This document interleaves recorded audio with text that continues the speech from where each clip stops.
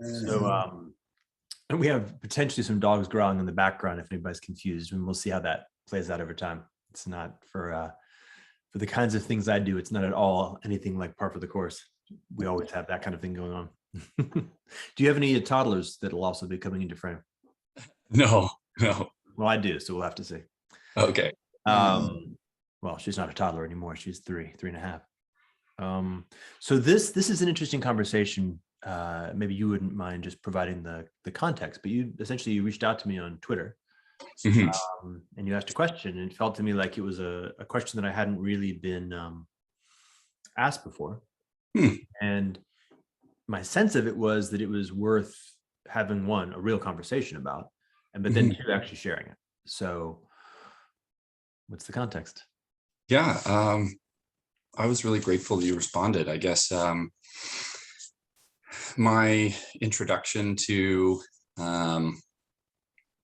different players in the sort of liminal web and learning about the meta crisis and kind of these terms that get tossed around is kind of a new experience for me over the past couple of months. The consideration of the idea of an existential threat was something that had crossed my mind, but not quite with the same vivacity and like it's sort of a visceral embodied experience that it has recently. And that sent me for a couple of spins. And what I was curious about was for the people that have spent time navigating this sphere, exploring these issues, looking into the solution space, what their own process was like as those concepts first sort of entered your awareness, what that felt like processing it, how it sort of impacted your relationships, and then the way you were able to respond to it. That was kind of where my curiosity lent itself. Yeah. So it's been a while for me. This is, I guess, one key point. Funny, I still actually have a very specific visceral experience, like a very clear memory. Gosh, when was this? So my older kids were in elementary school. So we're talking probably around 2010, something like that, 2008, somewhere in there. So we're, 20 years? No, 10 years ago, 12 years ago, something like that.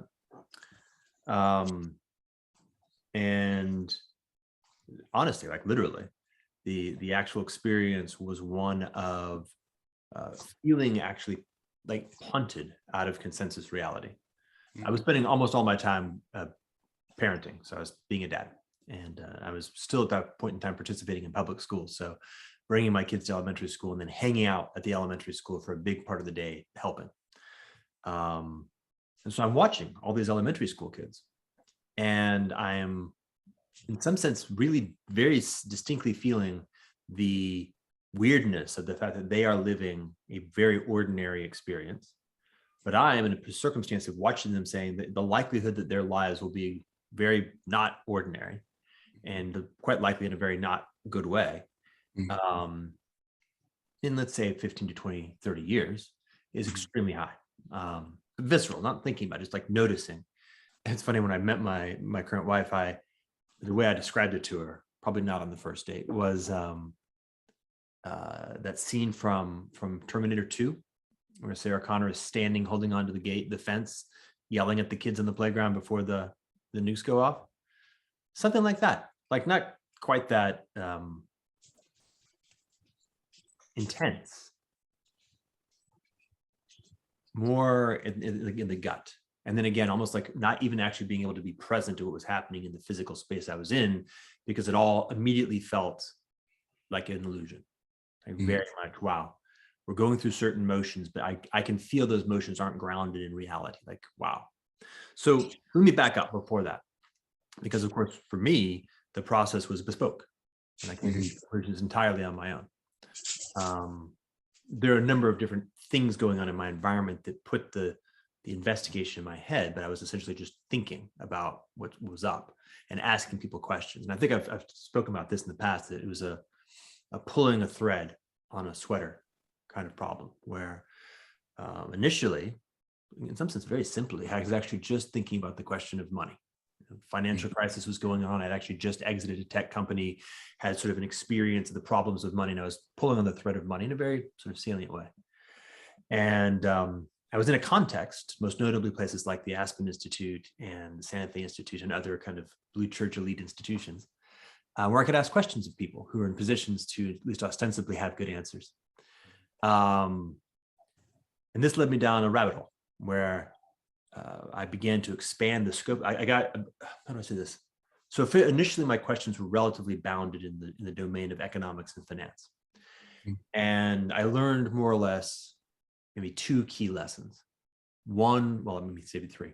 One, the narrative that was being produced in the public milieu, even by the people who were supposed to be responsible for telling them the truth, was super not what was actually happening, right? Super not, like a lot of gap between what was on MSNBC and what was actually being talked about by the people who knew what was going on. Second, the vast majority of people who are in positions of responsibility, i.e. positions of authority, but should be positions of responsibility, also didn't have any clue about what was going on.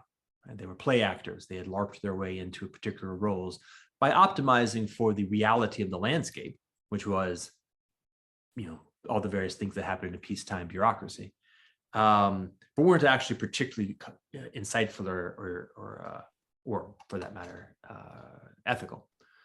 But so call it 60 or 70% of the kind of the adults in the room were in fact not vaguely adults. They were just pretending to be adults and reaping the benefits. And then this other section, this other sort of slice of people who did have insight, either had insight with like one eye closed, they're paying very close attention to the thing they are on, but weren't watching the other stuff.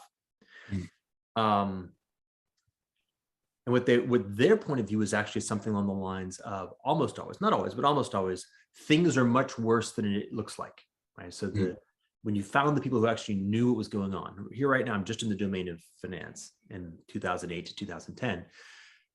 The story out in public is definitely not what's happening. And by the way, things are much worse than it actually looks like, according to the thing that I actually am a real actual expert in. Like I know what I'm doing.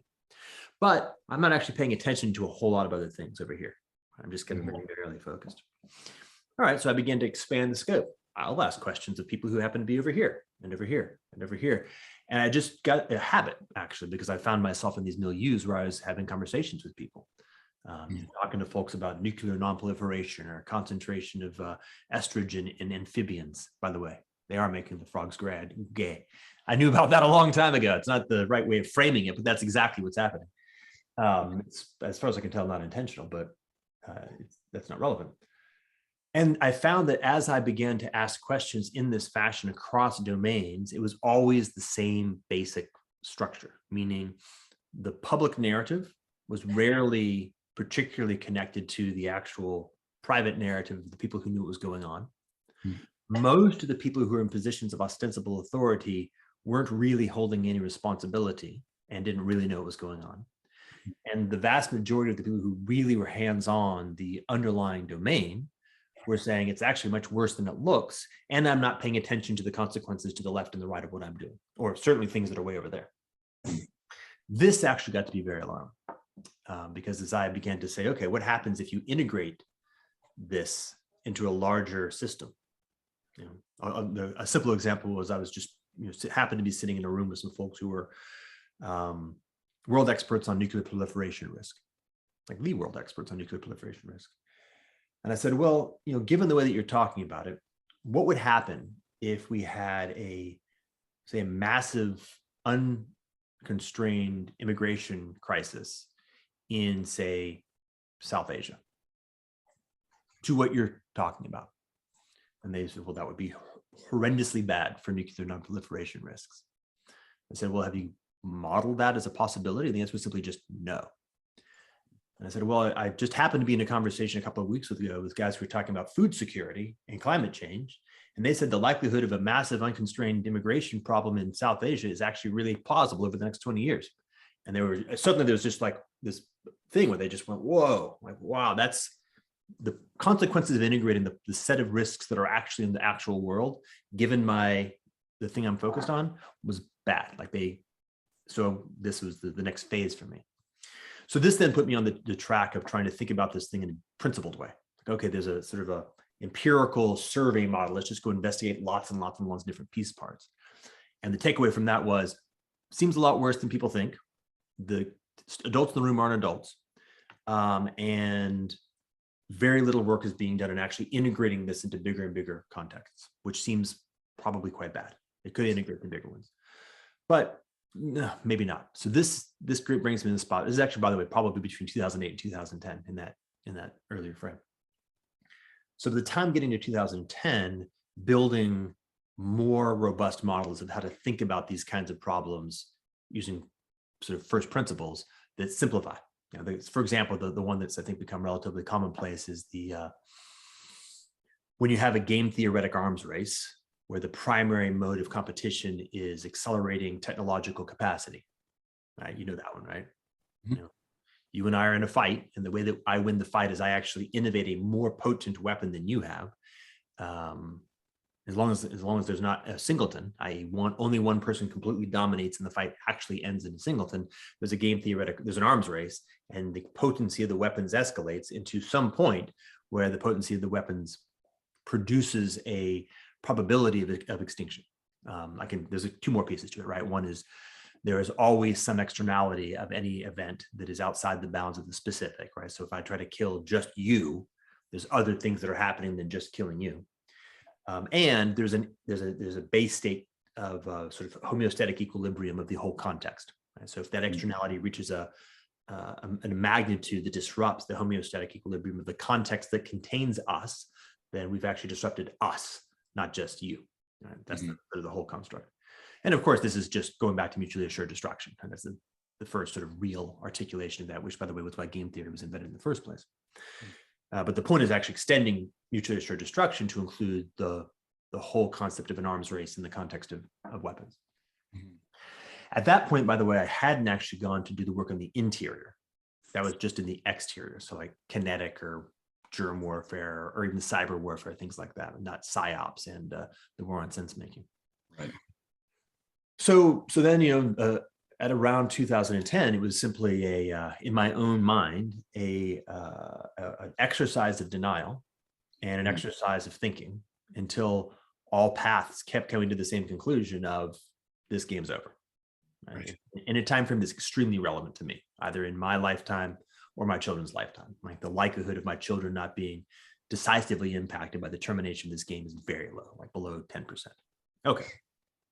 So now what? So now, and I think that honestly, just 2 weeks of really, really every day, 6 hours a day, thinking through the whole logic process, coming to the conclusion, saying, physically being ejected out of being willing to integrate the implications of it. The next day, going, okay, let me think about it again. Different perspective, different point of view, doing all the work, walking back down, coming to the same conclusion, popping back out of it, avoidance, basic emotional avoidance. But after 2 weeks of that, I'm basically saying, okay, as far as I know, this is where it is. I'm stuck, right? I either have to assume that I'm completely out of my mind, which may actually be a comforting assumption, or live with the fact that this is actually the way it is. And what do? How do you respond? So this is sort of the next step, the step which for me eventually terminated or culminated in the Game B work, right? The thing that by 2012 became known as Game B. By the way, I'm fuzzy on the dates. And there's stuff here. Stuff is the ordinary, what would we call them? The integration steps of not being happy with things. Right? You reject them, you negotiate with them, you deny them. Yeah. We're talking like stages of grief, right? Denial. Grief, exactly. Processing grief. This is grief processing, right? And it just takes time. Absolutely, for sure. And distraction. We live in a world where we have a capacity for distraction, which is beyond comprehension. So you might spread your grief out over a longer period of time by distracting the shit out of yourself. And I had a lot more time than I think people do now, and so that happened. Like I got involved in all kinds of little things that created the ability to kind of do exactly what all these other people were doing. Sort of ignore this part over here, focus on this part, what I could actually control the space, and say, okay, I'm going to focus on trying to do this. But inevitably, the full consequences, the full circumstances would land. And then, of course, since I had kids, there was I was sort of lashed to a mast. It's harder to be in denial of the reality that your kids are going to be living in than it is to be in denial of the reality that you're going to be living in. As far as I can tell, for me at least, it's harder. So then, actually, for me, became the principled response in the opposite direction. So the first was called the principled response at the level of diagnosis. Mm-hmm. What's happening in a first principles way, so that we can try to have some clarity. Okay, fair enough. This is where we are. If this is the reality, is there a viable response? It's important, because it is sort of three possibilities. One possibility is no. Now, I'll give you an example. Have you ever been punched in the face? Yes. Yes. Okay. Or even more broadly, have you ever found yourself in a circumstance where a decisively unpleasant kinetic consequence was for sure going to happen, but hadn't yet happened? Like you're skiing, you're jumping, you realize that you're fucked, but you're in midair. Yeah. Many of these things have happened to me in my life, including all of the examples: bikes, skateboards, surfboards, and being punched in the face. It's an interesting place to be, right? Yeah. You're sitting there, you're looking into the future, essentially. You're recognizing that this is going to happen, and there's nothing you can do. Yeah. All right. That's possibility number one, right? Yeah. We are just in that space. And that's kind of like the cancer diagnosis. Okay. Mm-hmm. How do I now just sort of live out the remainder of my days, acknowledging that this is what's going to happen, and there's no other end? Like, that's the terminal point. That's where it's going to end up. So the only challenge is, how do I respond to it? By the way, this piece is actually integrated into all of them. That turns out to be the proper way to respond to it. Turns out to be the right answer to all the questions. Mm. Very important, very empowering, actually. All right. Like TLDR, pay more attention to the people who you love, pay more attention to your own values, and live your values as effectively as you can in the world. That's the end state. 2, okay, well, maybe there is something we can do. Maybe this is not 100% inevitable. There's some non-zero chance that we can actually engage in actions that will take us off that path. Okay, nice. 3rd, maybe I have no idea what's going on. Maybe my entire capacity to understand what's happening is not there. And so therefore I have to act in a notion of maybe I'll learn more, and that will change my assessment of 1 and 2. So those are kind of it. Those are where you are. By the way, go ahead. No, please. The being able to break it down like that and start to sort of apply a logical framework, define the problem, define the parameters, start to look at solutions, these types of things.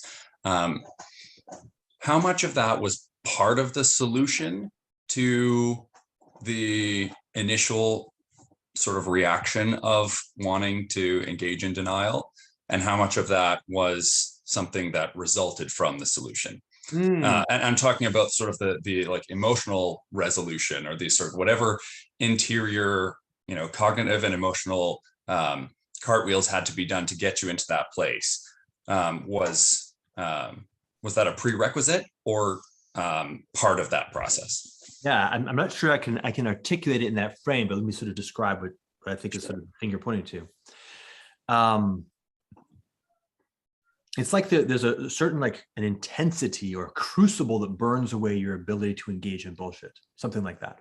Yeah. So if an approach, I'll give you an example. I'm sorry if I'm hurting anybody's feelings. There's a group out there called Extinction Rebellion. Mm-hmm. Right? And God, I don't even want to get in trouble. There's all kinds of stuff going on. Many, many people have grasped something on the order of magnitude of trouble, and have formulated something like a frame of what's up and a frame of how to deal with it, right? That seems like that's a natural environment. Like, I'm sensing something's not right. What's up? Oh, it's bad. Why is it bad? This is why it's bad. How do you respond? That's how you do it, okay? And the challenge is something like false comfort. To what degree am I in fact subjecting myself to a false comfort by virtue of applying a pattern, applying a model of what's up and how to respond that is actually not correct?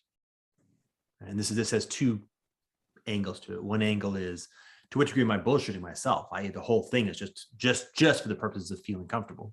Right. And Rearranging the deck chairs on the Titanic kind of thing. Yeah, exactly. And secondarily, not these are equal and mutually compatible, but second, to what degree am I not bullshitting myself, but in fact leading myself down the primrose path by virtue of having not thought clearly enough? You know, the latter part, I think, may actually just be a consequence of my own personality. I have a typology, maybe even an obsessiveness of being, okay, let me check that. Just, okay, I've got some assumptions about the nature of what's happening. Let me check that. Like kind of like red team, if you're familiar with that notion. Let me red team my own axioms. And of course, an approach that involves having conversations with people who have real capacity and ask really important questions or hard questions. This is how I got to meet the Weinstein brothers, by the way. And it should, oddly enough, I didn't know they were brothers when I first met them. I met them in the same sort of event, like a context. I met them separately, had no, whatever, last names, even names, irrelevant. Interacted with both of them and had no idea they were brothers for about a year. Until I was invited into a kind of a smaller conversation by Eric with Brett. I was like, huh, you guys know each other. Oh, you're brothers. Interesting. Right. So that kind of thing, right? Because of course, as you integrate in somebody with a real capacity and insight, who's coming from a very different perspective, obviously a lot of your underlying assumptions get challenged. And again, you can kind of like bullshit yourself and say, yeah, I don't want to be challenged, or you can allow that challenge to happen, and whole concepts and approaches actually just get blown away. A lot of this happened, by the way, particularly in the how do we address the problem approach. So as I was moving into how do we address the problem, I kept coming up with potential solutions and then discovering that either on my own basis as I thought about it, trying to get it quite clear, or as I brought other people in, they would effectively challenge something that revealed that solution wasn't actually a real solution.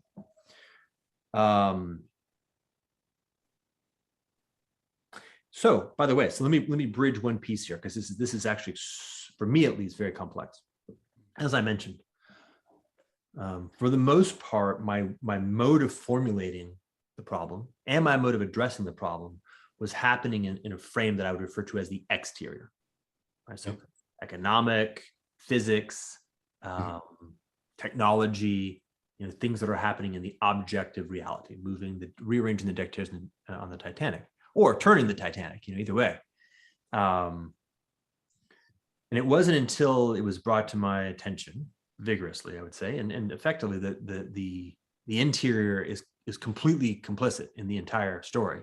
And no solution that does not, in fact, understand the exterior, the interior, and their relationship could actually be a proper resolution. That I went through the next big piece. Right? So we're talking around 2012 at that point.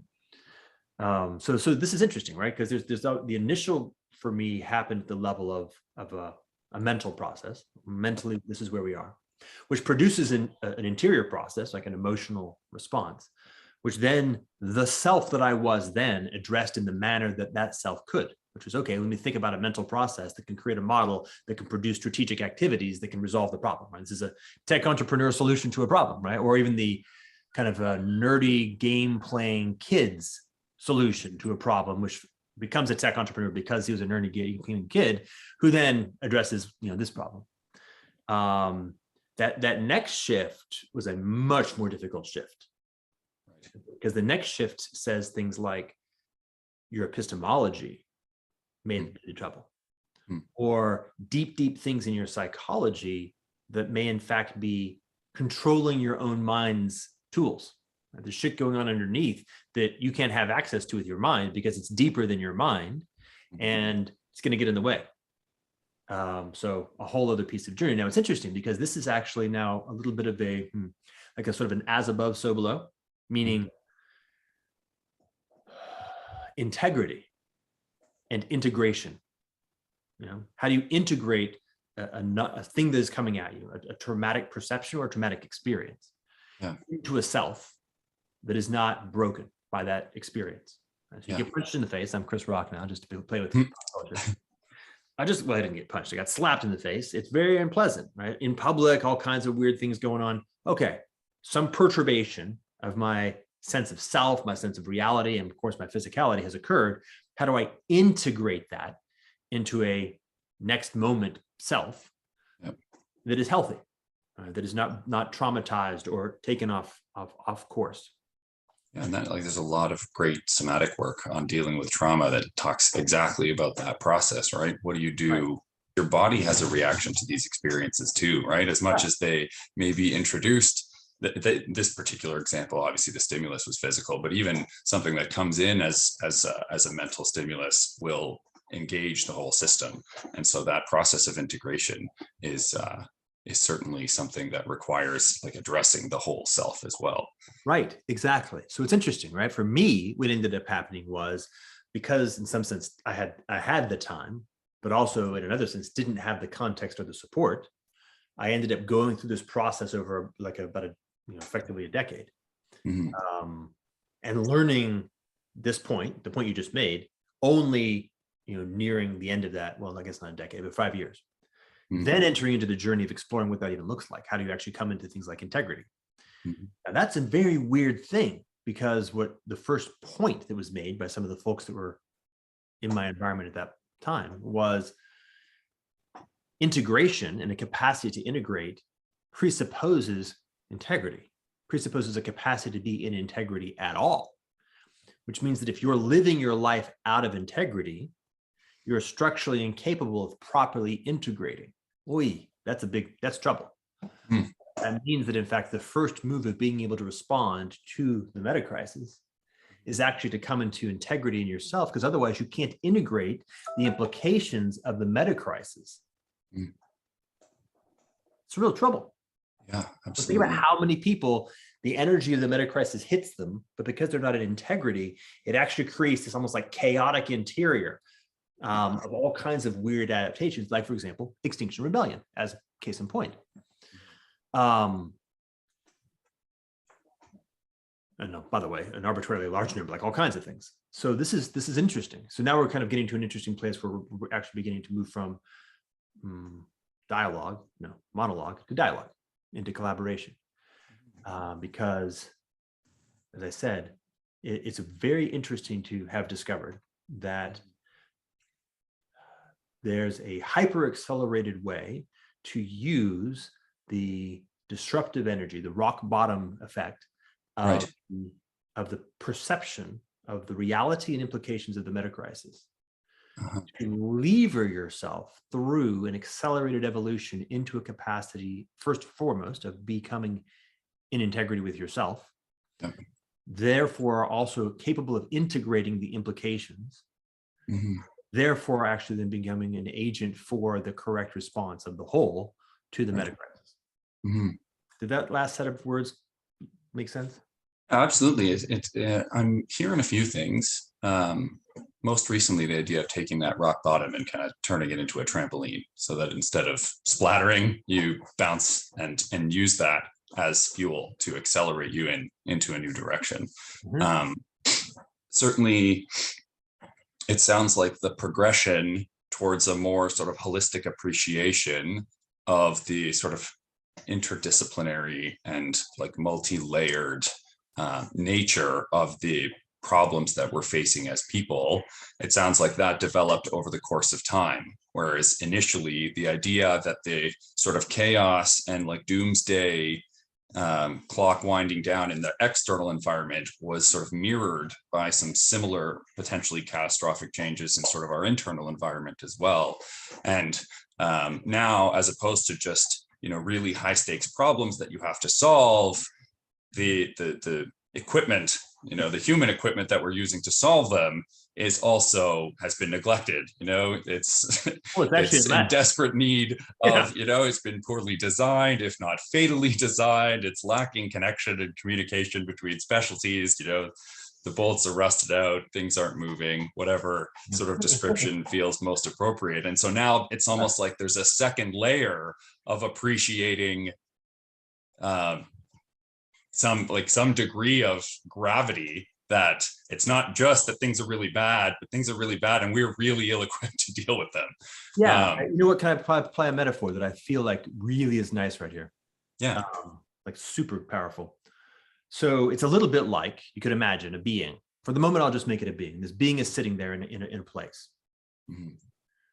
And it's really thinking about what's up. Really thinking, it's like, oh man, this place I'm at is not going to make it. Not good. Okay, well, how do I deal with that? This XYZ, not going to work. Ah, got it. I need to fly. Mhm. Cool. Oh, wait, what kind of being am I? Oh, I'm a fucking caterpillar. Yeah. Bad news. Right. Caterpillars can't fly. Mhm. Good news. Mhm. Caterpillars can become butterflies. I think that's kind of like whole story. Right? Individually and collectively, humans seem to have a particular kind of capacity to evolve in the modality of caterpillar. Mm. Can I just double click on that? Yeah. So there's a thing there that's, I think, very intense. So the notion of evolution, the concept, biological evolution, I don't want to include a much larger frame just yet, has this extremely important move from of genotype and phenotype. Mhm. Typically, it's externalized in this sense.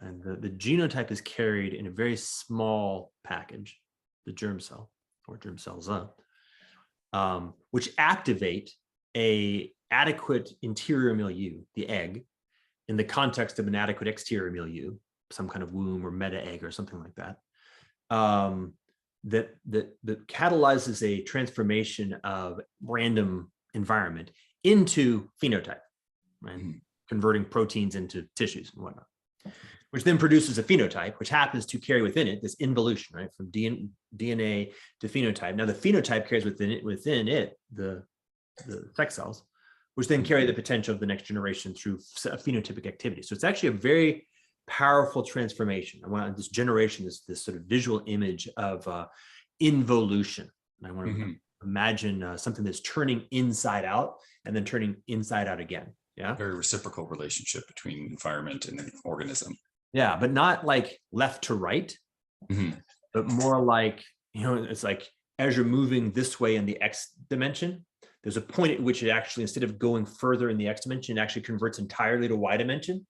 And the Y dimension converts entirely to X, right?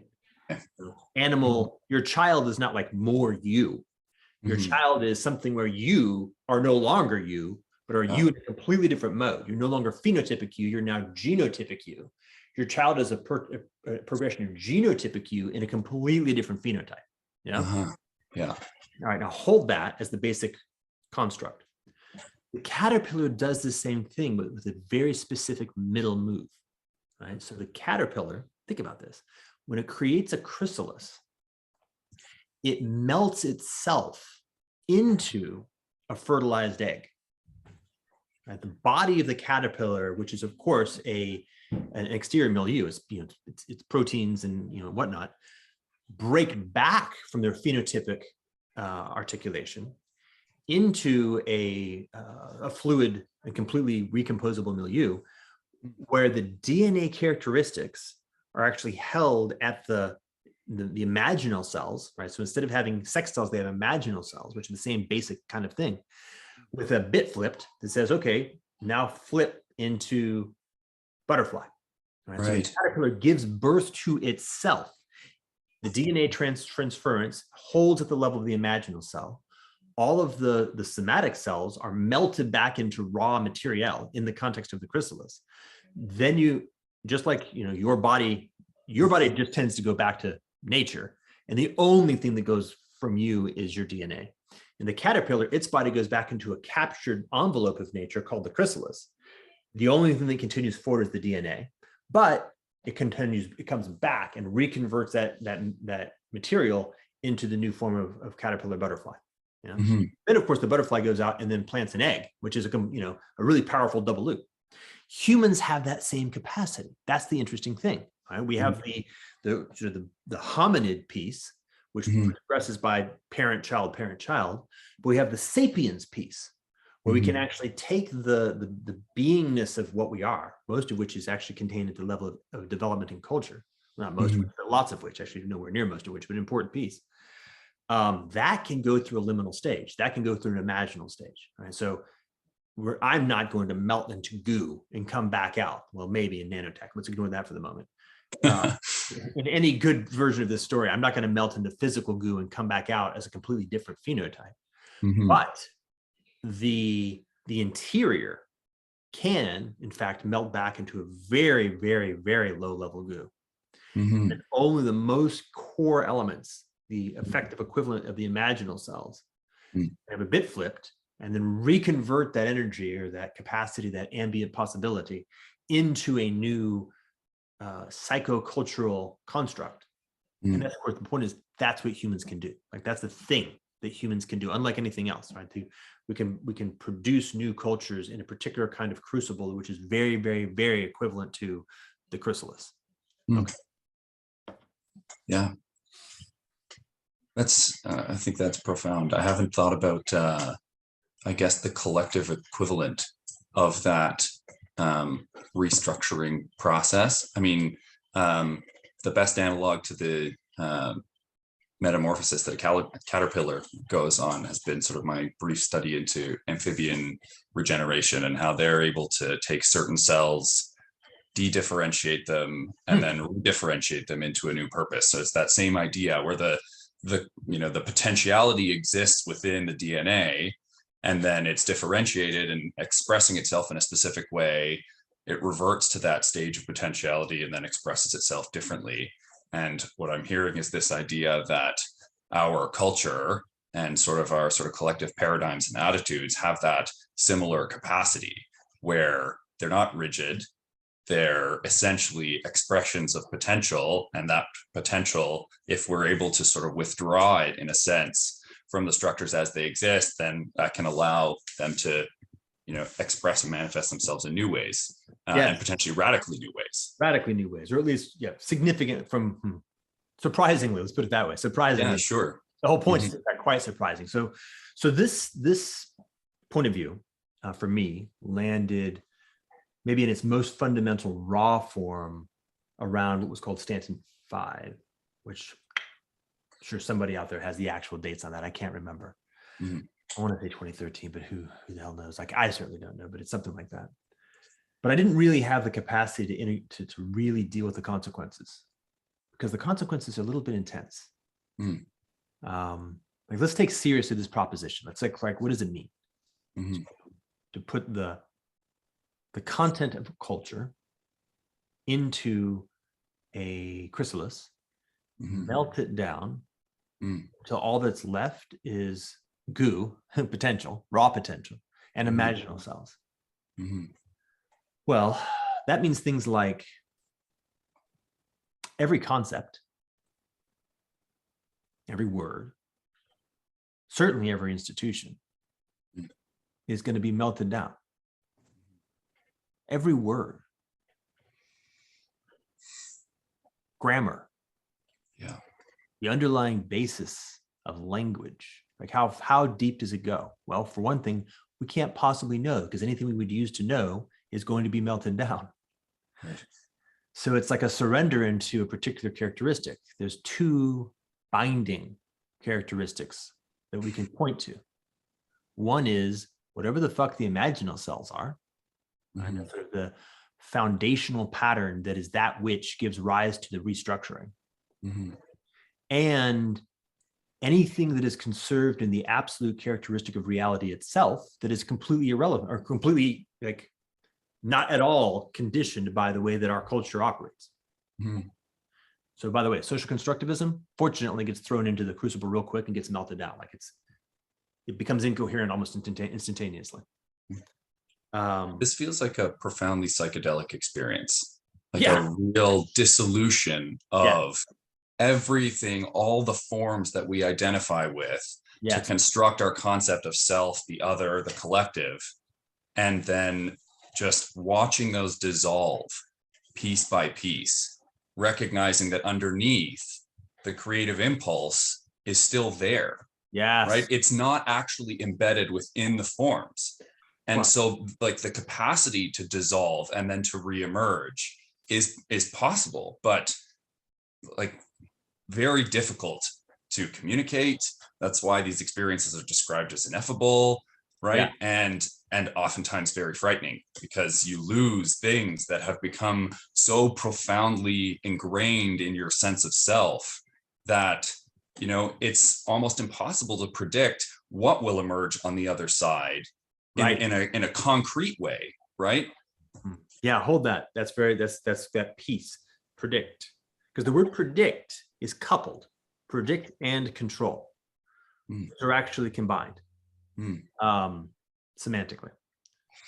And you definitely can't control what emerges on the other side. You can have a little bit of predict in the sense of, like, as I just articulated, to the degree to which anything will emerge, there's some things I can say with some degree of confidence will be kind of characteristics. Imaginal cells, underlying structure of actual reality. Control. That definitely goes away. So that ends up being almost the most fundamental binding is control. So let me do something. Let me do two moves, if you don't mind. Hold me there, like bring me back to that piece on control. There's maybe a particular example that I want to give here, because you described psychedelic. I'll give you a first person experience. So I did a lot of stuff in this period between sort of 2012 and now, but mostly in the sort of 2012 to 2016 or so. Saying, okay, fine, let's see how deep the rabbit hole goes. How deep the rabbit hole goes. Because once you've accepted the meta crisis and accepted that existing concepts not only can't solve it, but actually get in the way, now you're really jumping in. So there's a certain point where I was in a construct, in a container, where I was using 3 very powerful psychotechnologies, one of which was a very large dose of mushrooms, but 2 others that were, how would you call it, practices. And in the process was brought into a place where I was actually able to, how do I say, break down or melt the mechanisms in my visual cortex that were actually converting visual information into the perception of seeing. Basically reverting back to, the first 2 or 3 weeks of childhood. Because as we propose, and I say as we know, but as we propose, young children can barely make out any sense out of the sort of blooming, buzzing confusion in visual field. And the pattern recognition of mother's face, like that kind of thing, is very early. And differentiation of colors, black and white structures. I see a tree, right? But that's produced, that was developed. So it went all the way back. It was literally blind, but not blind in like black, blind in like white noise, just. And it was very interesting to actually be able to get to that place. And by the way, very scary, because they're like, wow, fuck, will it ever come back? Because I have no idea how to rewire that. Are you fucking kidding me? As it turns out, it did rewire, which is interesting. Right? So there's something about the underlying structure that can go from where it is to something functional, let's say. So that was an interesting experience. But the point, actually, the reason why that was done is that this is the kind of thing we're talking about. Like, how deep do you need to go? Do you need to go all the way to essentially truly being a newborn Homo sapiens? Become like a child? No, become like a newborn. No, become like a zygote. Like, how far down do we need to go? Right. Neurocognitive conceptual landscape, and then begin to reboot from there. Let me see. Okay, so that other one here, control.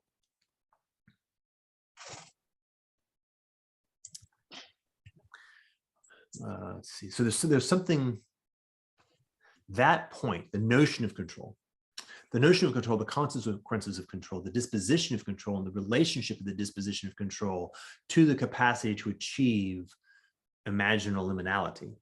And that's the chunk. We can see it in the exterior, we can see it in the interior. I would say that something like the bat signal has already gone up. Homo sapiens as a species clearly must have, and I would say also clearly does have, a kind of knowing that emerges, almost certainly somatically, that tells us, everybody, shit's fucked up, time to go liminal. And we have some kind of thing that inhibits that. And that's control. The disposition that needs control. That aspect of self, largely mind, which has taken responsibility for guiding our choices in the context of reality, will definitely be going away in the context of liminality. has enough has achieved an inappropriate control over self isn't giving it back. Usurpation of the whole by a part of the whole that has these particular characteristics. As above, so below. That's also what's happening at the global political economic level. All the things you're seeing happening in the level of how our social and cultural systems are responding to the world are the same exact thing. A usurpation of the whole by a part of the whole that is improperly using a particular actual real capacity to control to maintain itself in a fashion that is simultaneously not appropriate, i.e. that's not its actual proper responsibility and authority, but is also extinguishing to itself and more importantly to the whole. If I may, I was just like three things have come up that like are sort of really like sort of mixing in with what you're saying. I just listened to your chat with John Vervaeke from a couple days ago, and that last thing triggered the distinction you were making between shadow and evil, and the idea that evil is fundamentally self-destructive. And this idea that like the concept, not necessarily the machinery or the part that is trying to control, but the idea that when we apply that control to the external and think that we can hold these things in place, prevent change, manipulate the environment, that ultimately requires more and more energy, and it grows and it's exponential. It creates this dependency that is fundamentally unsustainable and self-destructive, right? And part of that is about sort of like bringing back into alignment and just sort of getting, you know, everybody to play their piece of music in the band, as opposed to having your tenor saxophone player that just wants to stand up in the middle of an orchestra and go on a jazz solo, right? And so that I think really was interesting to me. And another thing that came up from that conversation in respect with, in regards to control was you being referred to Alcoholics Anonymous and their ideas around control and surrender. Like that's basically the meat and potatoes of that culture, is all about recognizing the limits of control and acknowledging that we need to surrender that control. And then the difficulty, I think, comes in to whom or what is that control surrendered. And that I think a lot of people disagree on that piece. But one thing that I thought of when we were talking about sort of the devolution, whether that, you know, necessarily in a cognitive or cultural sense, to sort of a newborn state or even a more premature state, and then the reemergence, I think what came to me is that part of that reemergence is, if left to our own devices, it's structured based on habit, right? You're going to reemerge within what is familiar. And one of, when we're talking about this idea of a rebirth, one of my favorite authors, Khalil Gibran, a poet, in his book, The Prophet, talks about the idea of reframing an attitude towards children. And he uses a metaphor of sort of the adult, the parent as the bow and the string that bends, and the child as the arrow that gets sent forth.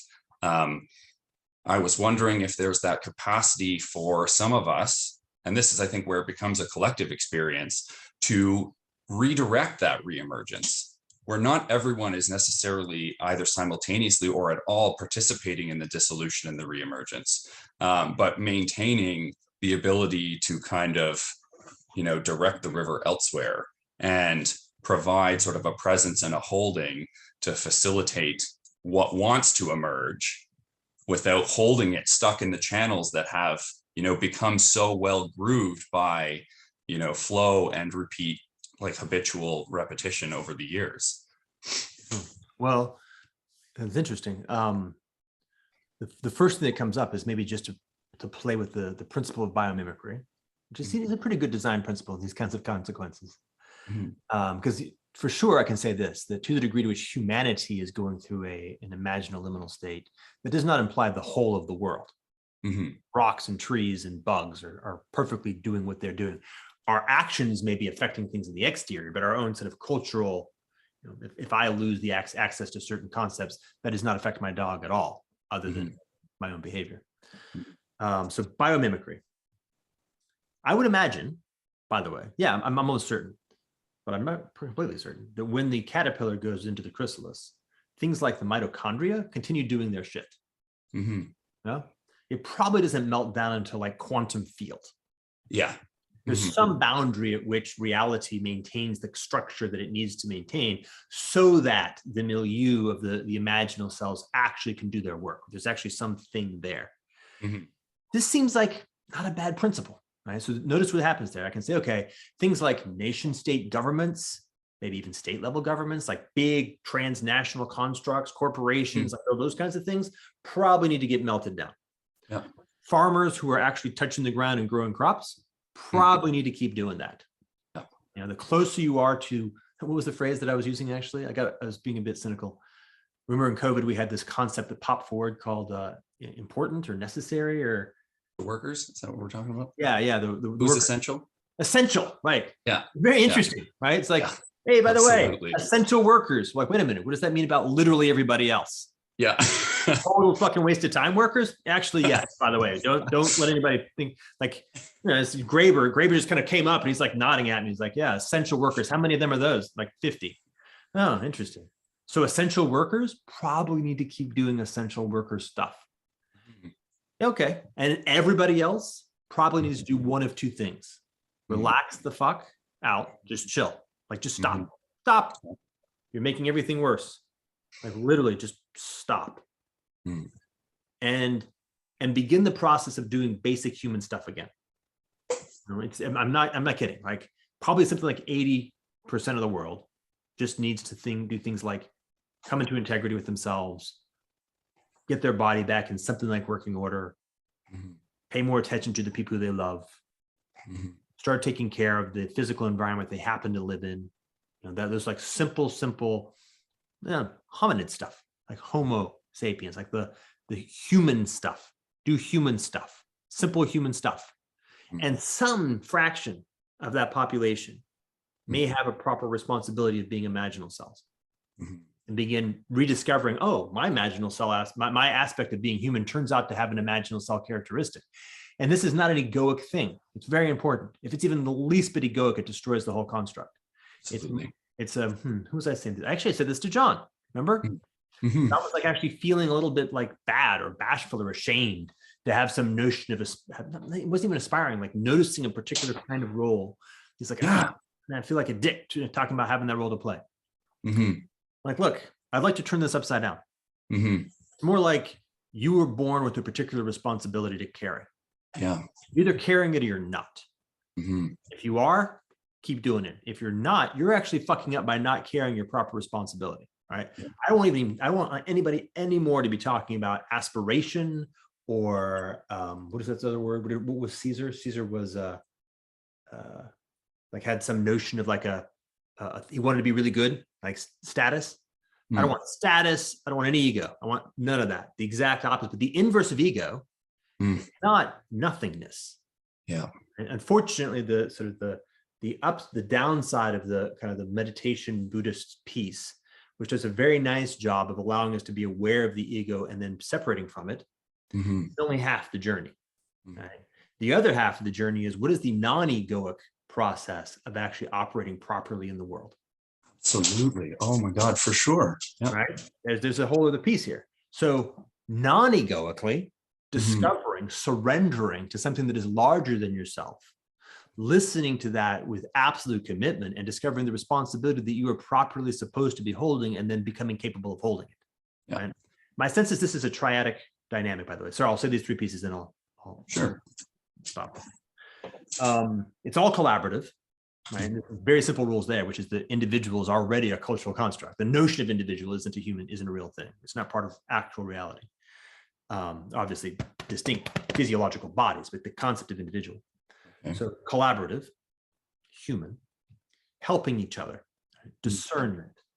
What is your responsibility? Kulyana, dharma, vocation. Yeah. Well, that's a collaborative process. Oh, interesting. I've noticed that this seems to be something that is showing up for you a lot. Maybe it's something you should be exploring more. This seems to be something where there's a point where I can feel the energy of like enthusiasm and genius, you know, and it's not egoic, right? You're not awesome or cool because of it. It's because you're fucking, that's what you're responsible for. Yeah. that kind of a collaborative discernment of our individual and collective responsibilities and refinement, and getting very, very clean on that. Then the movement in the interior, becoming one who is fully capable of actually taking complete responsibility for the responsibility that is yours to take, whether it's somatic or emotional or feeling or just skills, right? All that kinds of stuff. Lots of healing, right? We're on the tail end of a 30,000-year catastrophe that's left all kinds of trauma, lineage trauma and individual trauma. But that's that move of becoming one who is fully capable of taking complete responsibility for that you have, in fact, proper responsibility for. Third move, empowerment, right? Taking those who are, in fact, discovering their responsibility and becoming capable of taking responsibility for it, and empowering them with the context, relationships, collaborators, resources, tools, to, in fact, do so. Right? That move, if you think about that move when it's applied across a collaborative field of humans, as each individual human becomes more capable and more clearly holding the piece that they're supposed to be holding in relationship, non-egoic, collaborative relationship with others, begins to have an expanding sphere of collective capacity. And this is sort of Metcalf to a Metcalf, kind of a curve dynamic. As you mentioned, by the way, Metcalf to a Metcalf curve dynamic was derived and produced as the appropriate response to the meta crisis all the way back in 2012. How to implement it has been the primary work since then. It seems like a lot of that work sort of has to be done on the level of individuals. You can't drag people along kicking and screaming while they still want to participate in sort of egoic structures and egoic game playing, right? I feel like a lot of different tensions seem kind of embodied within that, right? Like even just some of the basis East-West, right? The Western individualism versus more Eastern collectivism and the primacy of the family and the community. I've even seen, I've struggled a little bit with sort of another tension between being entirely an expression of something other than ourselves, say like a Calvinist Christian ideology that we do nothing, it's only Christ through me that acts, right? Versus maybe some of these more new age movements that are all about manifestation, but at the same time, it's all about what I want. I'm going to manifest what I want. And so one feels disempowering in a sense to me because it's all about what wants to emerge through you and you're not a participant.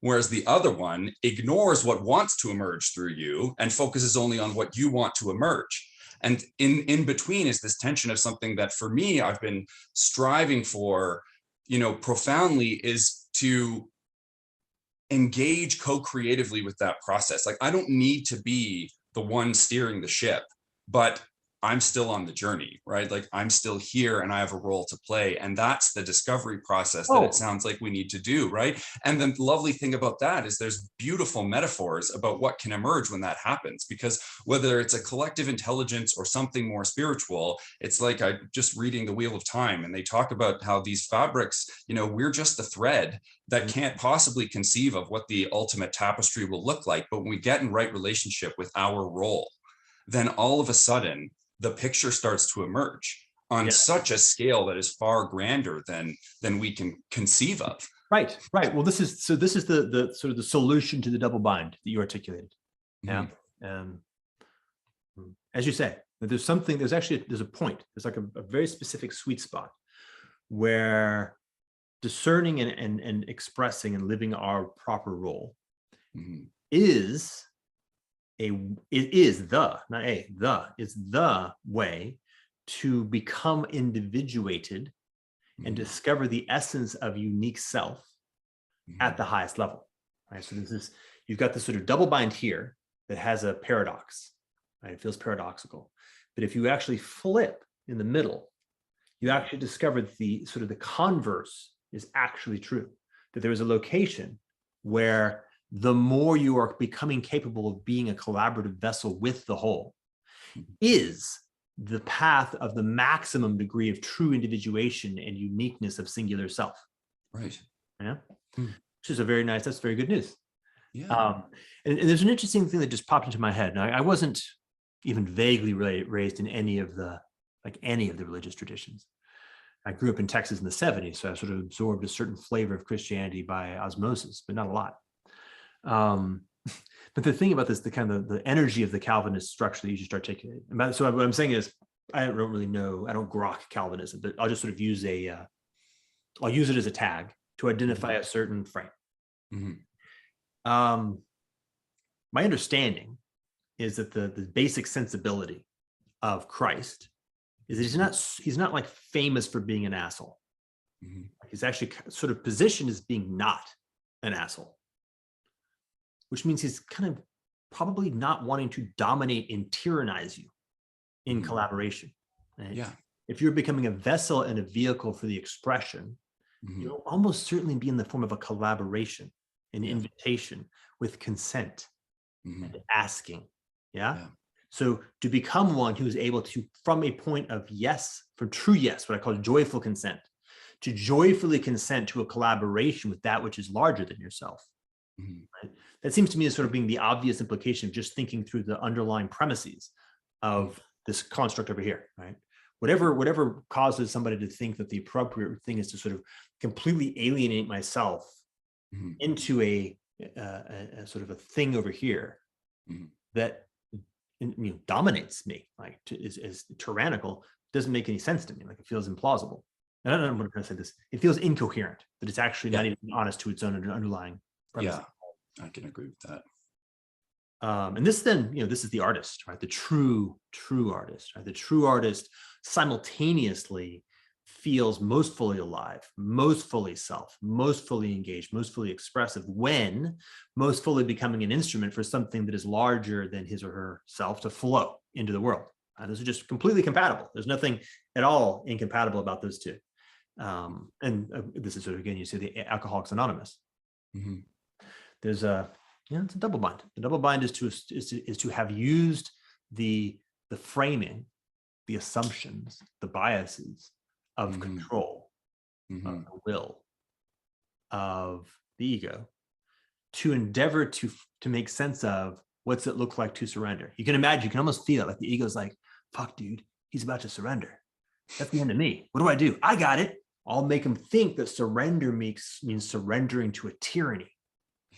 Oh, fuck yeah, dude. No way he's going to get out of that one. He's not going to do that.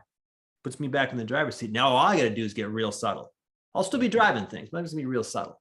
That kind of a vibe. Not at all. All right. Sorry, ego. It's all good though, by the way. I'm not at all pursuing ego death. Whoever decided to frame that is just dumb, to be honest. Like, ego, I'm going to kill you. Ego's like, fuck that. I don't want to die. No.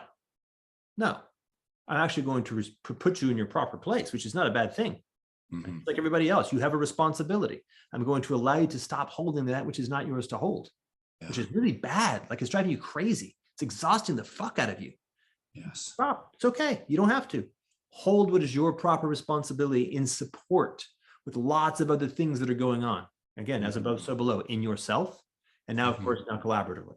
And then you get to sense of like surrender to what? Yourself? The whole? What is the whole? Yourself? Like, oh, neat. What's that feel like? It feels good. It feels easeful. It feels elegant. Yeah. Gracious. Wow.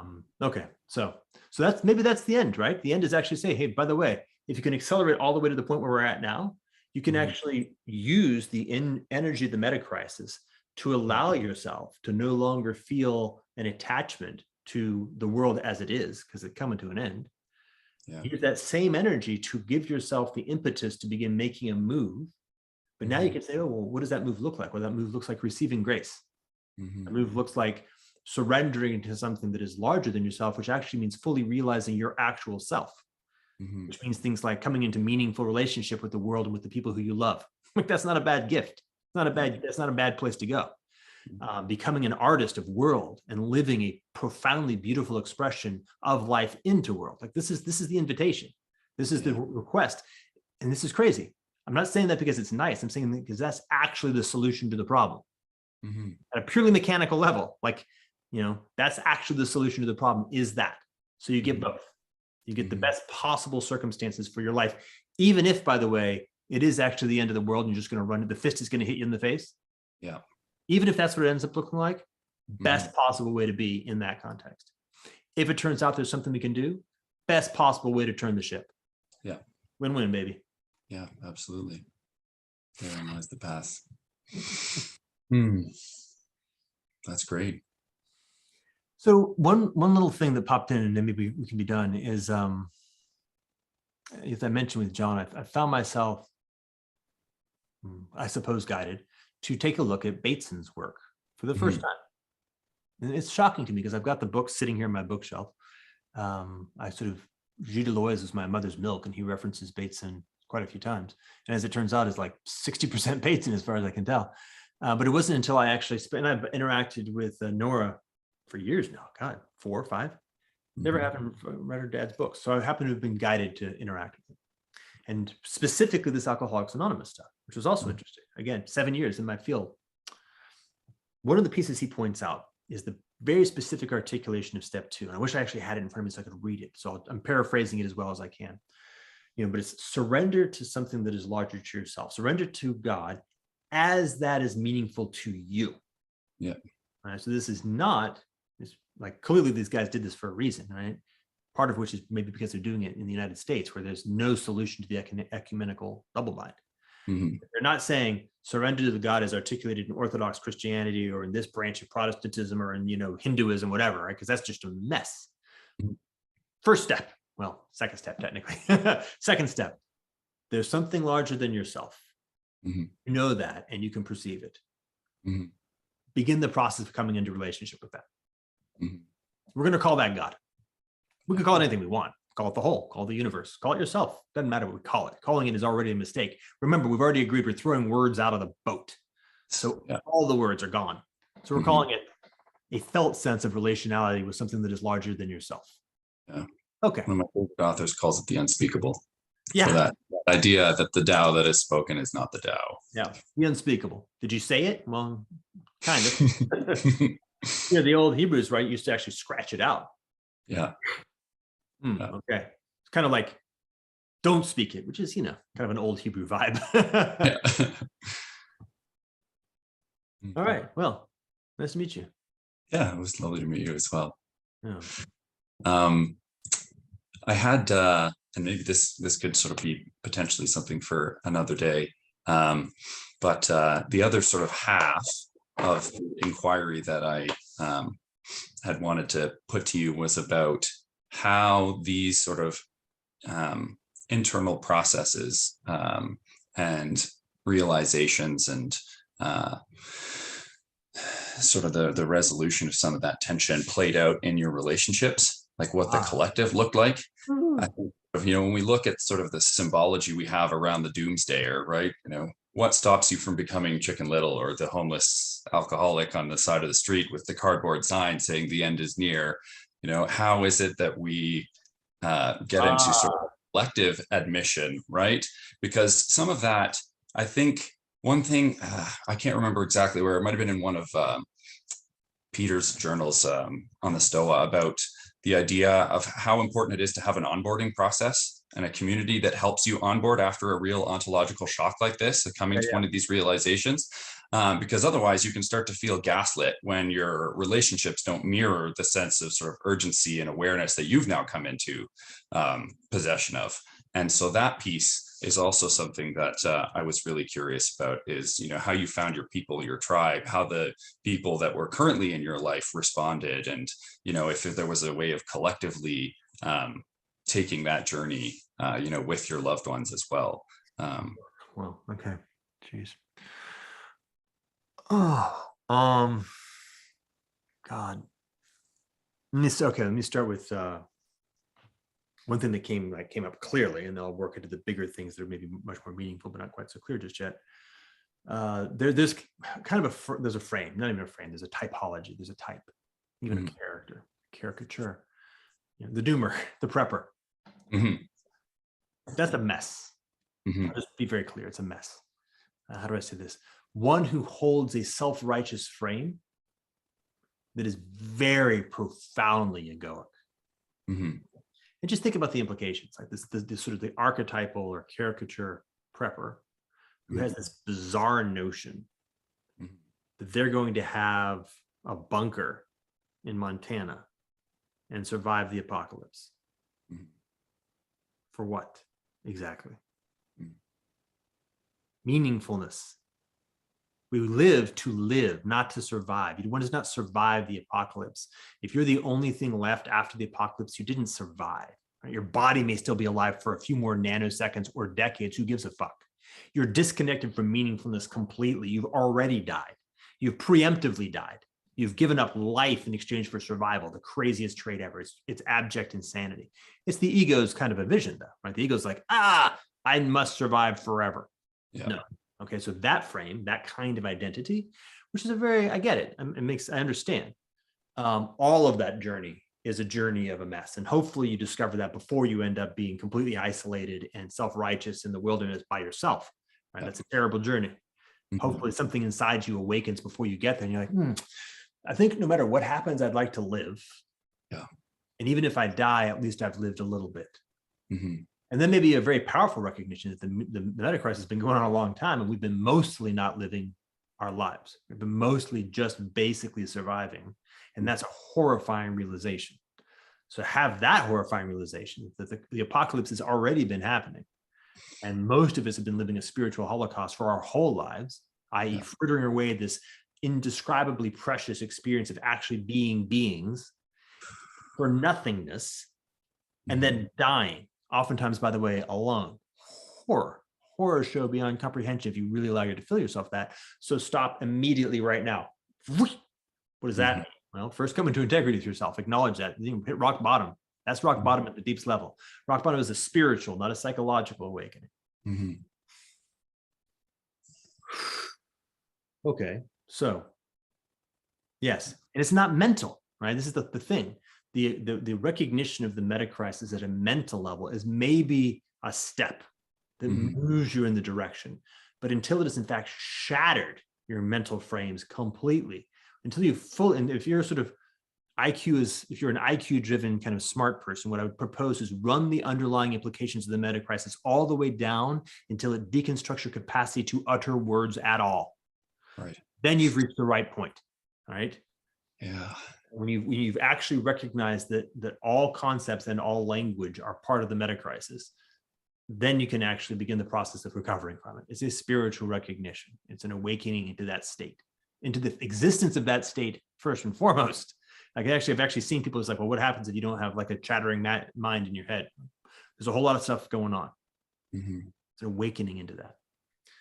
Right, so a healthy awakening, a spiritual awakening into the implications of the meta crisis. Well, then it starts actually becoming quite simple. Step one is always the same step, integrity. Sorry, that is not pleasant, by the way. Quite likely this will result in profound unpleasantness in your relationships. Now, if you really, really commit to things like integrity, you're going to have to exit relationships that are out of integrity. Most other people aren't going to come with you. That doesn't mean being a dick about it. Yeah. Right. Manifesting as much graciousness and kindness as you can possibly muster, because ultimately you probably will be endeavoring to bring these relationships through the eye of the needle with you as well as you can. Right? The reason why you've been in these relationships, oftentimes they're family. Most of the time, they're family or very close friends. Of course, you're quite likely to do something about your job, which is actually very quaternary. And it's not first, second, third, right? It's way out there, but you might. But it's the closest relationships that are impacted the most, obviously. The most valuable, the most meaningful. Recognize that right relationship is right relationship. So come into right relationship with yourself. Part of coming into right relationship with yourself is coming into right relationship with your other relationships. And that's just a journey. Like it's a learning process. It's hard. It's very difficult. You got bad habits, you got bad contexts, all kinds of addictions, all kinds of bad constructs. Please don't try to run this ideologically. Right? Don't try to sort of use a utilitarian calculus to identify what right relationship is. It's a loop. It'll be a distraction. You'll have wasted time. You may have learned things on the way, but it's not the most effective way. The notion of love, the notion of very, very deep connection and heartbreak is unavoidable. This is a tragic experience, deeply tragic. Recognize that you're going to be getting yourself into unbelievable tragedy if you actually feel it deeply. You'll be recognized in the horror and the holocaust of all the life that has been thrown to the ground, that's been wasted on your part and every part of everybody you love. And by your actual inability to reverse that in any meaningful way. And we're brutal addicts. We're brutally addicted in our lives. Almost none of us are in a context where we can attend to the things that are actually most meaningful, or even to be aware of what our values are, for that matter, to therefore live them. Oh, well, I mean, I would kind of maybe make 3 propositions. Proposition number 1, die. Just completely accept the end of your life. Like really, really, really come to peace with your own death. Accept it. And then now notice what it means to live in the context of that. Just learn what it means to no longer have the least bit of fear of the end of survival, and how that liberates you to begin a little bit of living. And, you know, enjoy, and I mean that rectification of names way, like revivify names like joy and awesomeness and horror. Enjoy the little tiny bit of life that you may be entering into, and perhaps follow that. Be grateful beyond comprehension that you lived it all for even a second, a nanosecond. A nanosecond of life is infinitely valuable. Okay. 2. You know, love is a crucible. You can't control, nor should you begin to endeavor to control the people you love, or anybody for that matter, but particularly the people you love. Very painful, very painful. You can offer an invitation. You can become one that reminds them in their deepest selves of who they truly are. This you can do. You can, of course, refuse to engage in relational dynamics that are not right. And ultimately, we'll have to. But you can't undertake the journey for them. And quite likely they won't. Quite likely they won't. And that's their journey. And that's tragic. Yeah. And then the third, right? The third is all the other people in the world, all the other beings in the world, right? Entering into a capacity to have a relationship attuned by the previous 2 that expands out to the whole. Very powerful, right? You can actually walk now by a person and notice simultaneously what is proper relationality with them, which acknowledges the uniqueness and the irrevocability of their journey. Yeah, this is interesting. I was talking to my wife about this, I want to say like 4 days ago. And I apologize, I completely have lost the context. I just remember the moment. I know we were outside, we were going for a walk, but for some reason I had this insight of the story of the book of Job. And again, I wasn't raised in anything, so I kind of like, I think I read it like my sophomore year of college, and that was that. But the insight went like this. I'm not so sure if I can say this properly.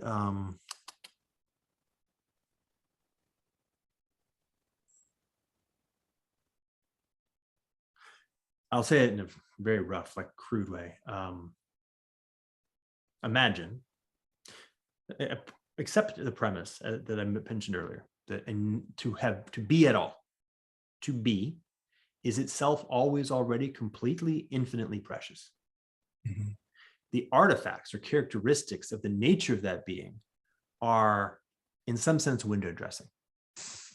All right, so if you happen to have been born and raised by a kind and loving family in a moment of tremendous peace, and lived with close friends and amid beauty, and felt tremendous meaningfulness in your life and then ended, or you were born during a period of tremendous travail and your parents were killed when you were young, and all the friends you ever had betrayed you, and all the things you loved you lost, and then you died. The same in the context of the infinite preciousness of beingness. Job got this. That's the point of the book. And a truly loving God loves so deeply and so much that it would not lift an iota of your particular life from you. It is, in fact, the preciousness of the particularity of your life that is most precious, even though it may appear to be and may be experienced as unbelievable suffering. And this is a very big thing. Like, you got to go way out there. So the notion of, like, what do they call it? The cosmic joke. The joy and tragedy are very, very much the same tone. Because of course, I guarantee you, everybody who you love is going to die. It's just a matter of how and when, which is, again, a paradox. Like, I'm not, by the way, even vaguely prescribing that you should now act willy-nilly. Not at all. Like, there's in fact a very proper way to behave in the context of what I'm saying.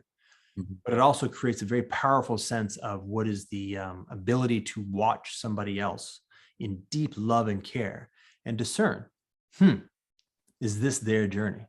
If so, then it is deeply wrong for me to take it away from them, like immoral beyond any comprehension to the infinite level. If it's not their journey, then it is necessary for me to support them in understanding how to metabolize it from their own inside out. I should take responsibility, deeper capacity to be empowered to hold responsibility. That distinction is very nuanced, very subtle. No ideology, like no kind of mental framework is going to help you navigate that. That's a powerful problem. And of course, most meaningful in the context of the people who you're closest to and who you love the most. So it's the proper way to practice it. And as you become very careful and skillful with it, you may have some competency in relating to other people in that fashion. Was that a response to the question? Yeah, I think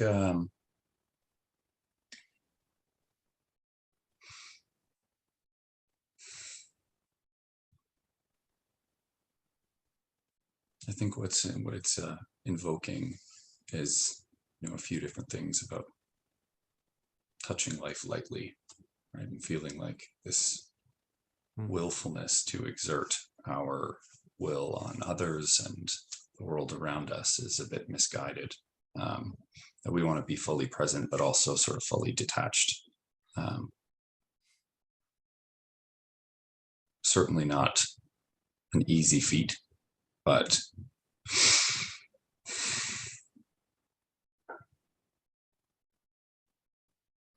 yeah, these are, in some ways, these belief structures are anchors, and we can hold on while they drag us down, or recognize that what's required is to let go.